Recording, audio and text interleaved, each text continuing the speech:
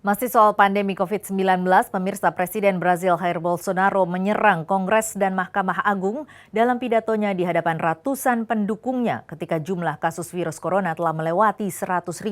Ia menggarisbawahi semakin meningkatnya isolasi sebagai dampak pandemi tersebut di tengah ketegangan politik dalam negeri.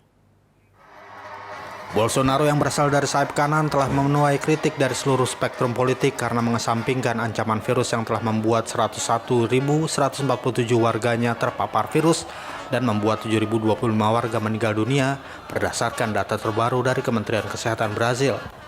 Sebelumnya puluhan tokoh publik menandatangani surat terbuka kepada pemerintah Brazil yang menyerukan kepada para pejabat untuk melindungi penduduk asli negara itu yang tinggal di lokasi terpencil dengan akses terbatas ke layanan kesehatan. Manifestação espontânea do povo aqui em Brasília, em defesa da democracia, da liberdade, quero um governo sem interferência, que possa trabalhar para o futuro do Brasil. Tenho certeza que esse objetivo será atingido. Afinal de contas, todos nós queremos o bem da nossa pátria. Obrigado a todos aí. Vou continuar mais um pouco aqui. Pada saat yang sama, Bolsonaro menghadapi krisis politik paling serius setelah Menteri Kehakimannya Sergio Moro mundur minggu lalu dan menuduh Presiden memecat Kepala Polisi Federal dan menunjuk rekan pribadi untuk mengisi posisi tersebut. Mahkamah Agung Brazil menganulir penunjukan Kepala Kepolisian pada Rabu yang membuat marah Bolsonaro. Executivo está unido, só propósito, tirar o Brasil da situação que se encontra. E vocês sabem que o povo está conosco, as Forças Armadas ao lado da lei, da ordem, da democracia e da liberdade também estão ao nosso lado, e Deus acima de tudo. Vamos tocar o barco. Peço a Deus que não temos problema essa semana, porque chegamos no limite, não tem mais conversa, ok? Daqui para frente, não só exigiremos, faremos cumprir a Constituição.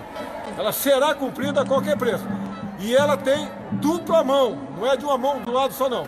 Amanhã nomeamos novo diretor da PF e o Brasil segue o seu rumo aí. Pada hari Sabtu, Moro berada di antara tokoh-tokoh publik paling populer di Brasil karena sikapnya yang keras terhadap korupsi, memberikan kesaksian tentang kemungkinan tuduhan menghalangi keadilan oleh Bolsonaro.